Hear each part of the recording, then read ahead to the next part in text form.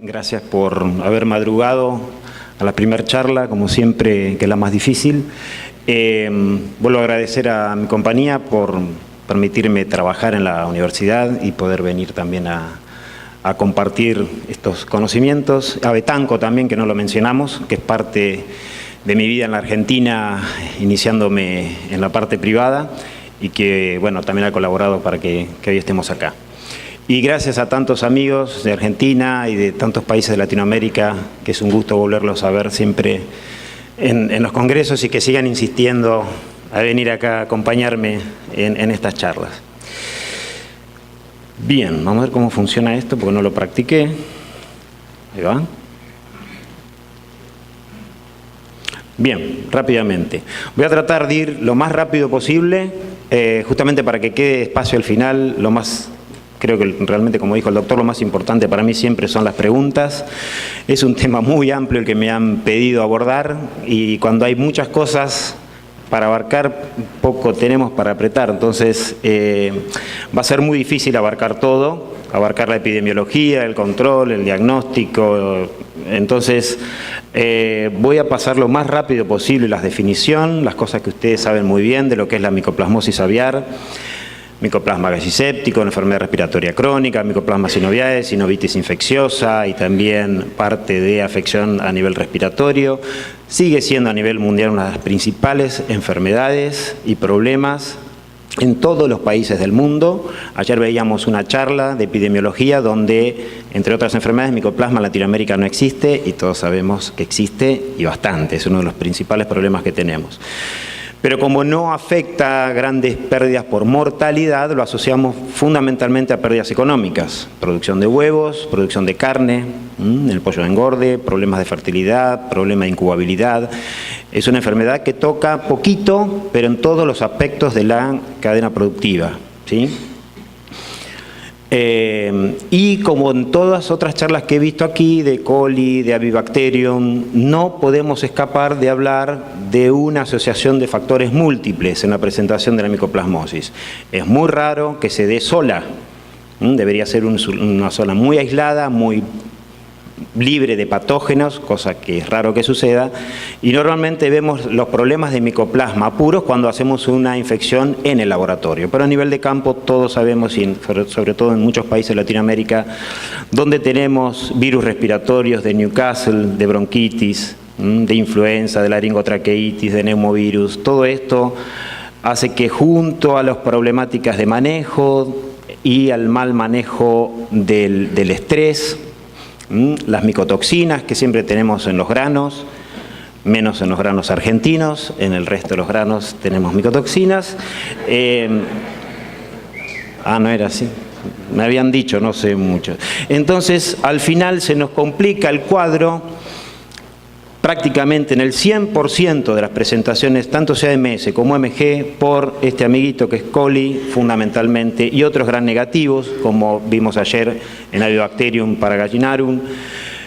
Y hemos también trabajado en la facultad con el doctor Javier Uriarte, que anda por acá, que trabaja conmigo en la facultad, con Ornibacterium rhinotracheale, que también se ha detectado en Perú, en Brasil, en varios países.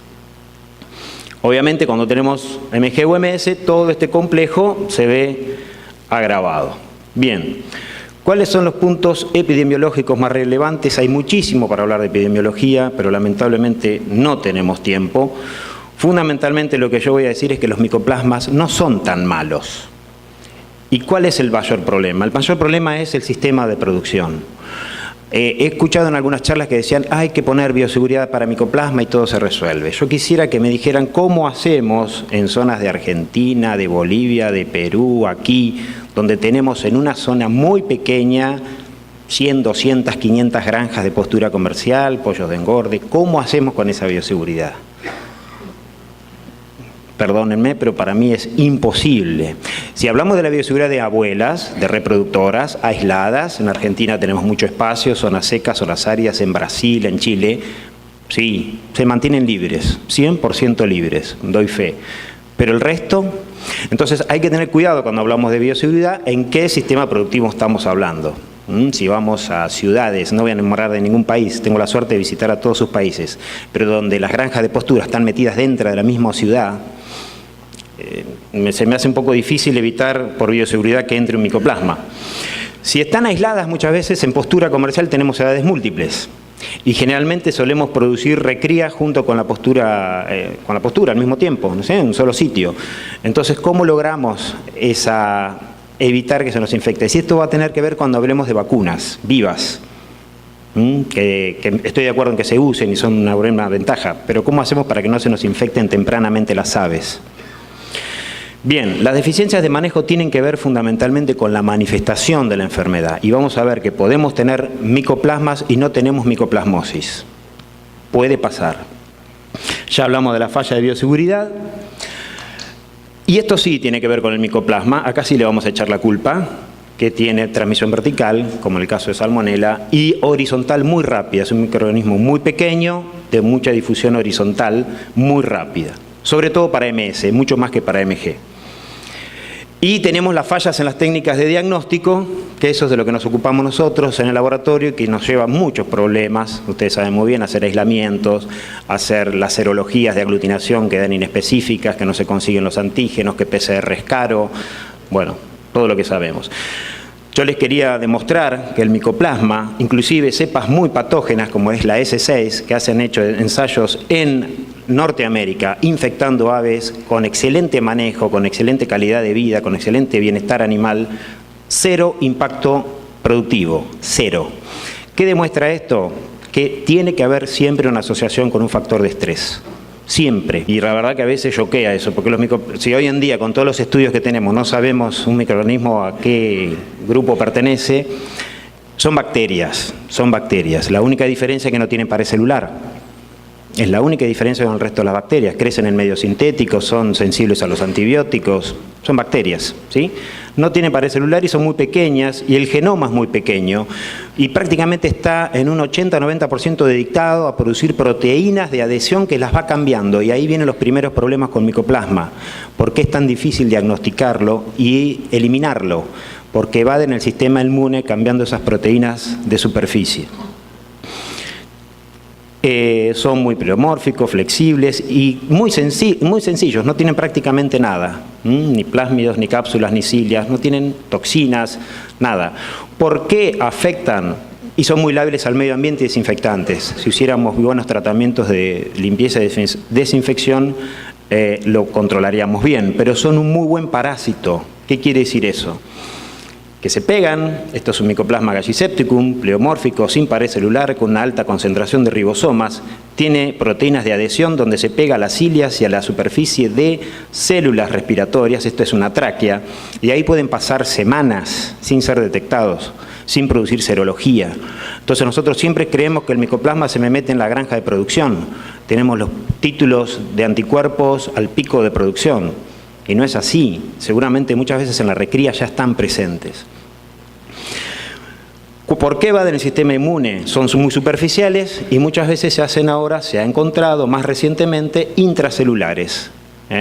Aquí los tenemos por fuera, pegaditos en la superficie de células y aquí están por dentro. Inclusive los hemos encontrado en glóbulos rojos, cada vez más estudios. Esto es muy interesante, se pegan a la superficie y se hacen internos y acá viajan para todo el cuerpo evitando los anticuerpos, las células y evitando los antibióticos que no penetran a las células. En la facultad, con el doctor Uriarte, hemos podido repetir esto con cepas que aislamos en Argentina de Mycoplasma synoviae, que son bastante agresivas. Los argentinos le tenemos bastante respeto al Mycoplasma synoviae, a diferencia de otros países que tienen mucho MG y obviamente se concentran en MG. Nosotros tenemos muy poquito MG, pero tenemos MS que nos dan lindo trabajo. Y bueno, pudimos observar que estas cepas de MS de Argentina tienen capacidad de meterse también dentro de los glóbulos rojos. Por un poquito más de epidemiología, vemos que por dónde se nos entran los micoplasmas, por todos lados, por las aves, se nos puede meter por el aire, se nos puede meter por los equipos, pero fundamentalmente el personal, las personas, los seres humanos, es donde más micoplasma se ha encontrado, en fosas nasales, oídos, pelo. En el pelo, ayer estaba leyendo un trabajo que pueden durar hasta 9 días, 10 días en el pelo.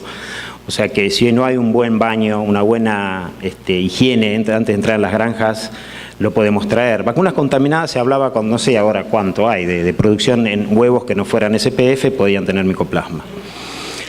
El problema es que aunque entre muy poquito micoplasma vía vertical, esto es lo que más o menos pasa a nivel de cuadros agudos, pero en las infecciones crónicas a veces es del 1%, 2%. ¿Qué pasa cuando nacen en la nacedora? El íntimo contacto entre los pollitos y en los primeros días en la granja del mismo bebedero se transforma en un 100%. Entonces a veces no hay que creer que porque se hace un tratamiento en la reproductora ya está todo solucionado, porque un solo micoplasma que se nos pase se nos transforma en un 100% en la granja. Y volvemos al que el periodo de incubación es muy variable, tener en cuenta esto, porque es lo que usamos de programa de choques en reproductoras, más o menos 15, 20 días, que es lo natural. En el laboratorio se puede eso acortar, hacer más rápido. Algo hablé de la sobrevida en distintos tejidos. Esto es para Mycoplasma synoviae. Fíjense qué interesante en lugares donde hay mucha humedad, como es el agua, obviamente viene húmeda, y en el polvo cuando hay bajas temperaturas. Nos pasa mucho en la Argentina, que tenemos inviernos muy largos, húmedos y fríos. Obviamente, todo eso hace que el microorganismo pueda vivir más tiempo. Ahora bien, ¿cuál es otra forma que estamos encontrando la posibilidad de explicar por qué pueden sobrevivir más tiempo una célula tan simple como un micoplasma? Bueno, hay estudios en otros micoplasmas que hablan de la producción de biofilm, que es una película que ellos mismos producen, una matriz de exopolisacáridos, que los protege, forman sus colonias por debajo, se multiplican, sobreviven y escapan de los desinfectantes, de los antibióticos y del sistema inmunológico en el ave. Esto es para representar cómo el ADN de micoplasma en una gotita, en un portaobjeto, en 24 horas está totalmente cubierto. Antes de esto realmente no se conocía para micoplasma y pueden ver cómo se van formando y cómo se va aumentando la resistencia a desinfectantes y a la desecación del medio ambiente. Y esto se trabó. Veníamos demasiado bien. Ahí está. Bien. Lo interesante es que yo en mis charlas presentaba como una posibilidad de que también el Mycoplasma galliséptico y synoviae produjeran biofilm, pero realmente yo no lo sabía. Hasta que apareció este artículo, recientemente, 2012 creo que es, donde ya se ve que el Mycoplasma gallisepticum produce biofilm. Entonces ya lo tenemos. Y si estudiáramos MS seguramente vamos a encontrar producción de biofilm. ¿Cómo va creciendo ese biofilm? En pocas horas. Estas son fotos que muestran el crecimiento del biofilm. Y el biofilm, ¿cuál es el problema del biofilm? Fundamentalmente, como para otras bacterias, el principal problema es la resistencia al medio ambiente. Si yo tengo un galpón en una esquina, mal lavada, mal desinfectada, el próximo lote seguramente va a tener la posibilidad de infectarse. Porque hace que se resista al calor, a la desecación. Y en los animales, ¿por qué a veces no responde, a veces casi nunca responde un animal enfermo a micoplasma a un tratamiento antibiótico? ¿Por qué? Porque se recubren de esa película en la lesión que producen, entonces se evaden el sistema inmunológico, pero también se hacen resistentes a los antibióticos. De acá es que nos adelantamos a la parte de prevención y control. Cuanto más temprano actuemos contra micoplasma, mejores resultados vamos a tener terapéuticos. Algunos ejemplos que han llegado a la facultad. Estos son pollitos con Mycoplasma synoviae. Se ve cómo se afecta el aparato respiratorio. Acá lo único que vemos es esa tristeza. Y en animales, cuando los abrimos, ya cuando hay, en este caso, SMG, perihepatitis, pericarditis, aerosaculitis. Fíjense lo que es este saco aéreo. Parece mentira, pero este trabajo es que hicimos en la facultad, un MS asociado a ORT. No es MG esto, ni es coli, es MS asociado a ORT. Es impresionante cuando se asocian el grado de lesiones que pueden producir. Estos animales obviamente no responden a ningún tratamiento. Hace muchos años, cuando hicimos los primeros aislamientos de MS, inoculamos animales y reproducimos. Casi siempre es unilateral. Y lo que se ve simplemente es un aumento del líquido sinovial. No vemos un líquido purulento, un exudado purulento como produce un coli o un estáfilo. En algunas veces solemos ver en postura comercial esta aparición, no sé si ustedes lo verán, pero es una inflamación de la bolsa external, llena de líquido, que se termina contaminando muchas veces con estáfilo. Estas aves nosotros logramos aislar, típico aerosaculitis por MS, es una aerosaculitis muy suave, donde si pudiéramos tener menos luz se verían pequeñas burbujitas entre las paredes del saco aéreo. En esa granja aislamos una cepa de MS, estaban usando una tilosina genérica continua, vacunaron contra MS y después pasó eso. Entonces a veces hay que tener cuidado porque creemos que estamos trabajando duro contra el micoplasma, pero si no tenemos un buen diagnóstico podemos hacer desastres. Ahí era un problema de manejo y eso lo vamos a hablar al final.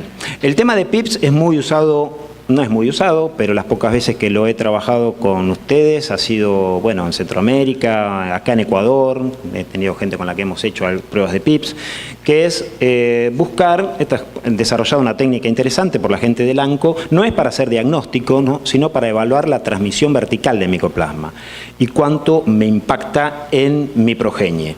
Entonces, tomamos de distintos lotes, unas 20, 25 huevos picados no nacidos. Tiene que estar vivo el pollito para que no me indique la presencia de gram negativos que directamente lo matan. Entonces, abrimos los pollos, esto es en Venezuela, tiene que estar así el saco aéreo, bien límpido, bien translúcido, y cuando hay un gallisepticum, fundamentalmente gallisepticum, lo que vamos a ver es una plaquita de fibrina. Ahí me gustó más. ¿Se ve ahí? Esto es el saco aéreo, tendría que ser transparente y se ve una placa fibrinosa totalmente engrosada, blanca, acá no se ve. Entonces podemos poner score de lesiones, podemos armar una tablita que la vamos cotejando semana a semana, mes a mes. Podemos darle un puntaje a la cantidad de lesiones que veamos, por tamaño, por cantidad de sacos aéreos afectados. Y si siempre lo hace el mismo operario, vamos a poder ir evaluando. No está muy bien enfocado esto, pero si vieran, por ejemplo, se hizo un estudio, se hizo un tratamiento y a las semanas siguientes se volvió a hacer el estudio y si ustedes pudieran ver bien acá los números, verían que las lesiones grado 3 bajaron considerablemente. Para eso se hace PIPS, para evaluar la transmisión vertical, no es un sistema de diagnóstico. En Europa están muy preocupados actualmente, cada día más, y hay más publicaciones, por el MS. Se ha controlado muy bien al MG, pero eso ha permitido al MS ocupar lugares que dejan, obviamente siempre hay una competitividad entre las distintas especies. Y el MS que ha ganado terreno, que yo también lo he visto en algunas granjas en Latinoamérica, es uno que produce una lesión, ¿sí?, esta malformación en el polo, en el punta del huevo, que hace una enorme fragilidad y grandes pérdidas económicas por ruptura. Se llama glass tip egg o huevo con punta de vidrio. En las blancas se ve mucho menos. Esto es gente, amigos de Bélgica, respeto que me hayan pasado estas fotos de Vetworks, mi amigo de Gusen. Él usa fotos mías también, así que no hay problemas. Entonces lo que pasa es que desaparece esta capa, la capa mamilar, donde se produce el depósito de calcio en esa región. Esto es producido por un micoplasma que es específico, se lo ha aislado, se lo ha secuenciado y siempre asociado a variantes de bronquitis.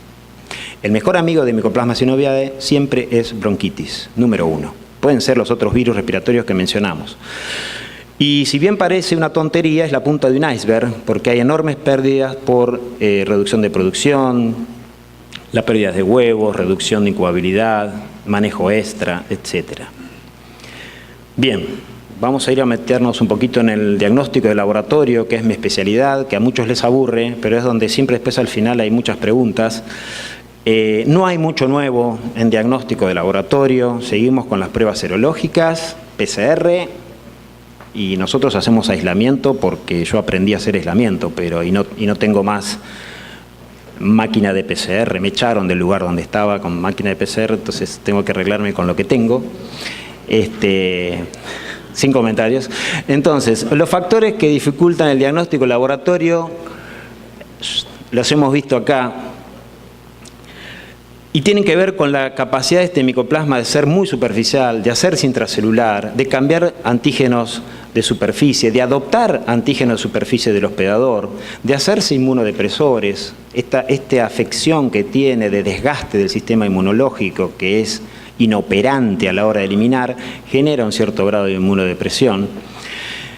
Y nosotros estamos acortando cada vez más la edad de sacrificio. ¿Qué pasa con eso? Si yo tengo un brote respiratorio a los 25, 30 días y estoy faenando a los 40, 42, ¿qué técnica serológica me puede detectar la presencia de ese micoplasma?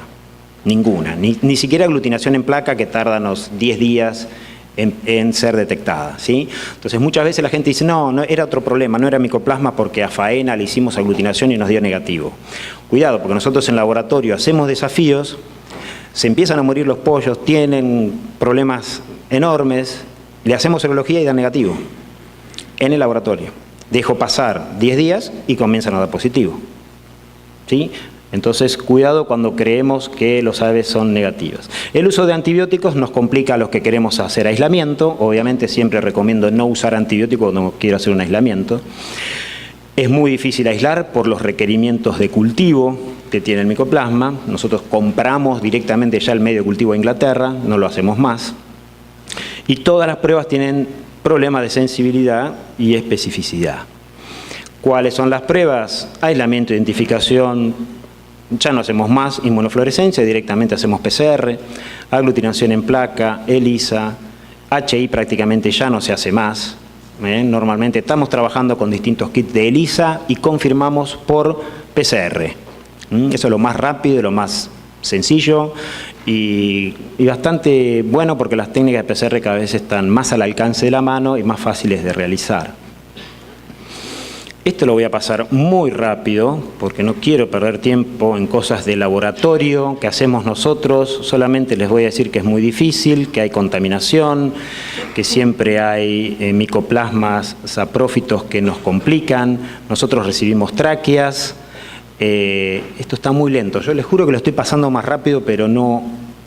Tomamos las tráqueas, las abrimos, hay que usar guantes, el doctor Cerdán no le gusta usar guantes, pero hay que usar guantes, hisopamos, típica tráquea con micoplasma, y sembramos en placas y en medios líquidos, así crece en medio líquido y los vemos al microscopio, porque las colonias son microscópicas en forma de huevo frito, no las vemos a simple vista.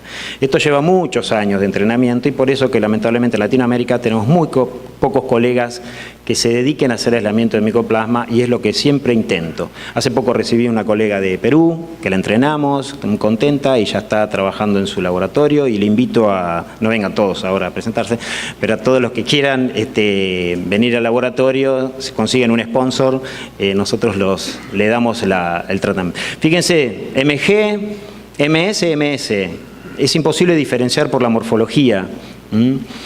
Esto lo saqué con el celular hace pocas semanas de un aislamiento que hicimos, directamente se puede sacar con el celular, para algo sirve. Son dos colonias distintas de micoplasma synoviae, pero son micoplasma synoviae. Antes hacíamos inmunofluorescencia, ahora las tomamos y hacemos PCR para confirmar. Bien, ¿qué ventajas tiene? Hoy en día se consigue muy poco antígeno para aglutinación en placa, ya lo saben, Intervet no era muy buen antígeno y no está más.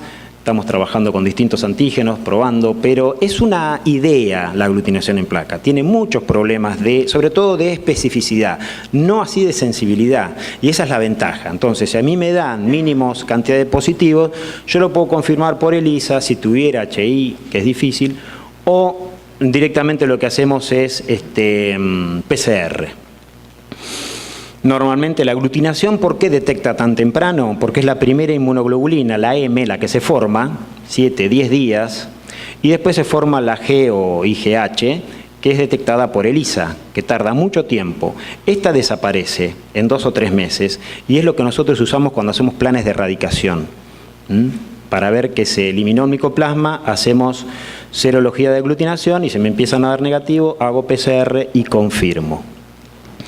En reproductora se ve muy mal acá porque hay mucha luz, pero bueno, pasa lo mismo. aglutinación, ELISA, puedo confirmar con PCR. Y fíjense que las aves, siempre me preguntan por qué empecé a usar su producto, digamos, o el que sea, y las aves siguen positivas. Porque el producto que usamos acá en choques mensuales, lo que me va a ir controlando o eliminando si tengo un buen bioseguridad, desinfección y manejo, es al micoplasma, pero nunca a la inmunoglobulina. Los animales van a permanecer positivos durante mucho tiempo. Por eso no es la forma de evaluar la serología. Sí lo es, ahí me gustó más, pero se me van a dormir todos, así que dentro de un ratito lo volvemos a aprender. En el pollo pasa al revés, lo que tenemos es transmisión vertical de inmunoglobulina G solamente, no la M, no pasa a la yema. Entonces vamos a tener por unos días positividad a aglutinación en placa. Eso se absorbe y desaparece, y acá tengo una ventana donde mucha gente miente diciendo que cuando van a vacunar hagan una serología aquí y si les da negativo vacunen, a la tercera semana están libres de micoplasma. No existe pollita que pueda tener serología positiva en esta etapa de la vida. ¿Por qué? Porque desaparecieron los anticuerpos maternales y aunque haya un micoplasma ya infectándola, recién va a dar serología a la cuarta, quinta semana, nunca antes. Entonces, cuidado con aquellos que vacunan y creen que por una simple serología que da negativo ya están totalmente autorizados a vacunar. No es así. ¿Sí? Bien. Por eso recomendamos tratamiento a la recepción en el pollo de engorde o en las pollitas que llegan dudosas, en el agua de bebida, siempre mejor que el alimento. El agua de bebida lo pueden dar en impulso, lo pueden dar en alta concentración. El alimento, el animal consume ad libitum, se diluye esa medicación. Siempre el agua es mejor que el alimento. Y siempre si quiero hacer a faena, serología, aglutinación en placa, porque la aglutinación en placa, seroaglutinación rápida, me detecta inmunoglobulina M, que es la primera que se produce. Mucha gente yo veo que hace ELISA a faena. Con ELISA estamos en el horno, estamos peor, porque tarda 3-4 semanas en detectarse. Entonces, es muy raro que me dé positividad el ELISA a faena, ¿ok? Pero bueno, acá tenemos los problemas, no tengo antígeno de aglutinación. Ahí es donde viene la discusión. En reproductoras, una forma de diferenciar la vacunación de los desafíos de campo es este trabajito que hizo un amigo acá en Colombia, donde tomaban serologías todos los meses. ¿Y qué es lo único que podemos ver? Estos picos.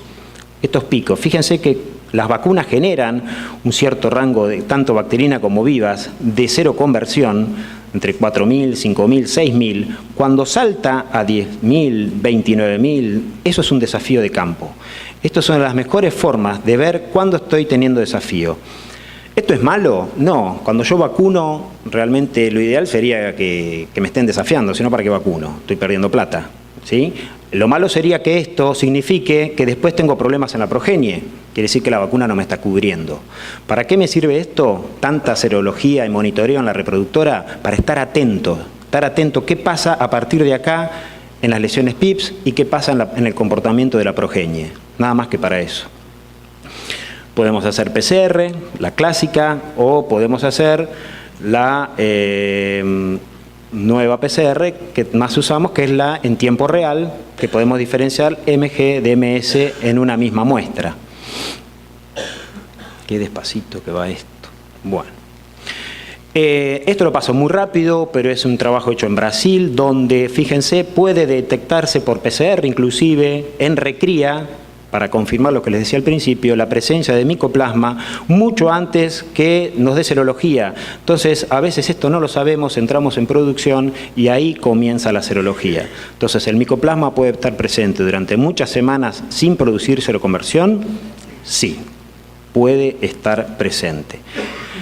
Esto lo paso rápido porque es para algunos que soñaban que se puede diferenciar fácilmente un desafío de campo, una infección de campo con las cepas vacunales que usamos, si quieren después lo hablamos con aquellos que tengan dudas, pero es muy complejo que realmente puedan hacer este tipo de estudio para diferenciar cepa vacunal de cepa de campo o estos de endogramas, secuenciaciones, no es para hacerlo en el campo. Esto es para un investigador, y lo que sí hicimos una vez y que nos llevó mucho tiempo es una técnica de PCR, pero tuvimos que aislar el micoplasma, o sea que no es tan fácil. Acá podemos ver la cepa, esta que es la cepa vacunal, perfectamente la misma, pero también podemos encontrar cepas que no sean igual, o sea que pueden convivir la cepa de campo con la cepa vacunal perfectamente. Entonces es una cuestión de azar, porque yo puedo detectar una u otra, pueden estar las dos, pero las dos juntas a la vez, ¿cómo hacemos? Es imposible. Bien, rápidamente con el tema de vacunas.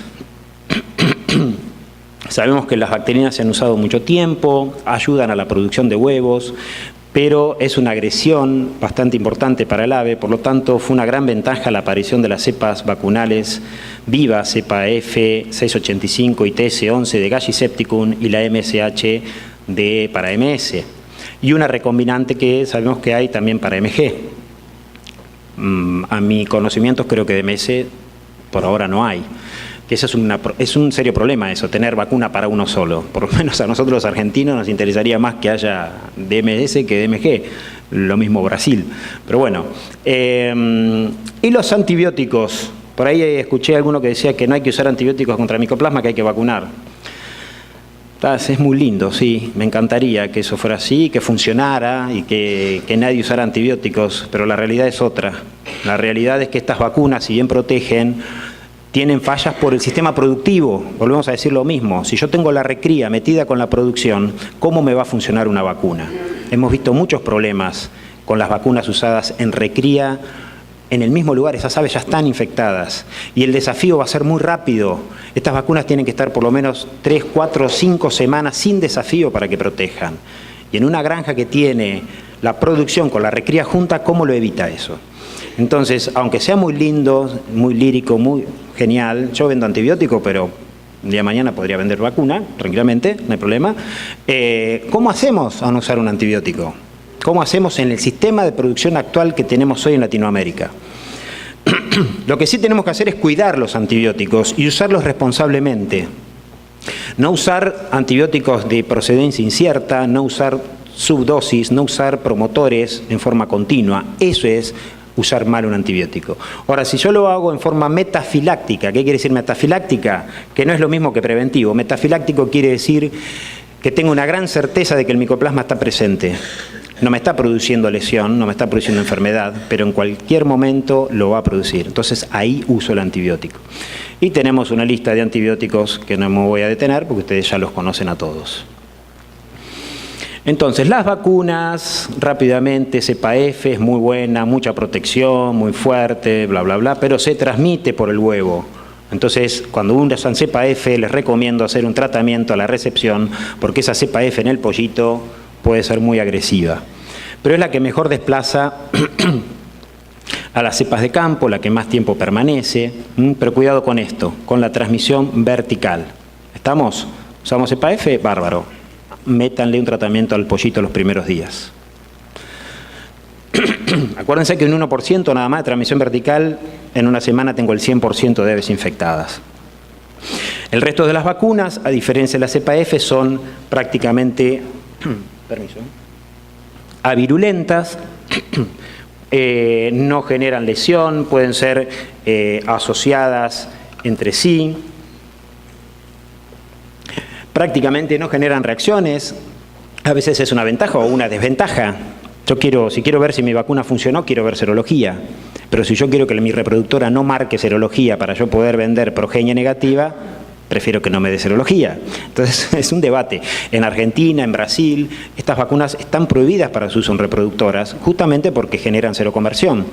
Y si yo después voy a vender mi progenie a terceros, mi criterio es que en las integraciones cerradas usen la vacuna, no tengo ningún problema. Eso es lo que yo siempre le recomiendo a mi gente amiga de Senasa. Ahora, pero aquellos que venden pollitas a terceros no deberían vacunar. Porque si yo tengo serología positiva y después digo, no, lo que pasa es que estoy vacunando, es poco serio. Bien, creo que las ventajas ya las hablé. El problema del uso de antibióticos, no tienen protección cruzada, o sea que si no tengo MG y MS no me van y son sensibles a todos los antibióticos. Pierden protección hacia las 45 50 semanas, por eso mucha gente empieza a usar antibióticos a partir de ese momento. Esto lo voy a pasar rápido, pero ven, la MS en este caso necesitó 3 semanas para producir inmunidad y en algunos trabajos hablan de hasta 8 semanas. Y otra cuestión interesante que alguna vez tuve un problemita en Argentina cuando la vinieron a lanzar. Yo había leído esto y pregunté, pero ¿cómo puede ser que revierta el fenotipo de termosensibilidad? Y es lo que habla Kleven y muchos cuidados, son organismos vivos. En ese caso no hubo ningún problema, pero son microorganismos vivos, o sea que tenemos que tener un seguimiento de cómo se comporten. Esta vacuna la conozco poca gente la usa. No sé cuánto es realmente su real protección, creo que no se lo convierte, obviamente, es vectorizada, y no sé su costo, pero sería una excelente herramienta, digamos así, en reproductoras, si no marca serología, porque yo puedo instaurar un monitoreo serológico bastante controlable. Las únicas trabajos que yo he encontrado de desplazamiento ha sido la cepa F, con TC11 y después la 685, pero muy poquitas publicaciones. Y nosotros hemos hecho en Brasil erradicaciones usando antibiótico, con desinfección al mismo tiempo, con varios choques, con mucha bioseguridad, y esas aves se hicieron negativas serológicamente, obviamente, y después negativas a PCR. ¿Rojo ya? Ah, no te puedo creer. Pero faltan 5 minutos, ¿no? Bueno, rápidamente entonces ya lo termino.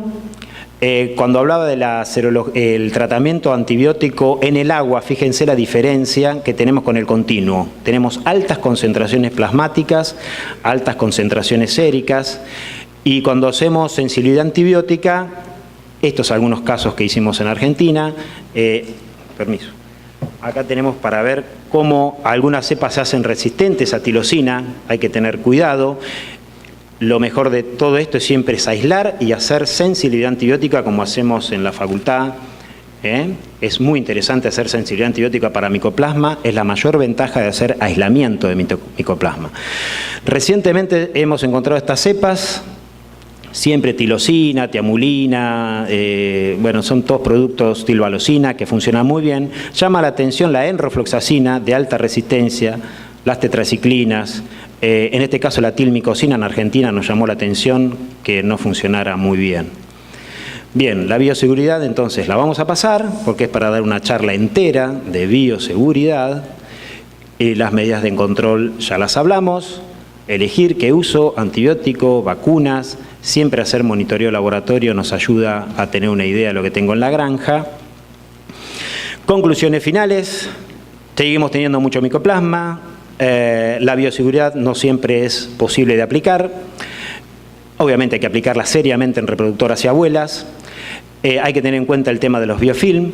Las vacunas que protegen, pero en forma irregular, y tienen que ser aplicadas con cierta responsabilidad. Los antibióticos también ser bien elegidos, bien estudiados sus dosis, bien aplicados, utilizar más soluble que premix, que es lo que recomienda hoy en día en Europa. El manejo de las aves nos va a mejorar muchísimo las problemáticas, hacer diagnóstico, y siempre me gusta agregar bienestar animal. Cuanto mejor vida le demos a las aves, obviamente más protegidas van a estar, mejor sistema inmunológico. Si no lo hacen por amor a las gallinitas, háganlo por amor al dinero y van a tener buenos resultados. Muchas gracias, es todo lo que les tenía que contar, y me alegro de que San Martín y Bolívar sigan cada vez más juntos.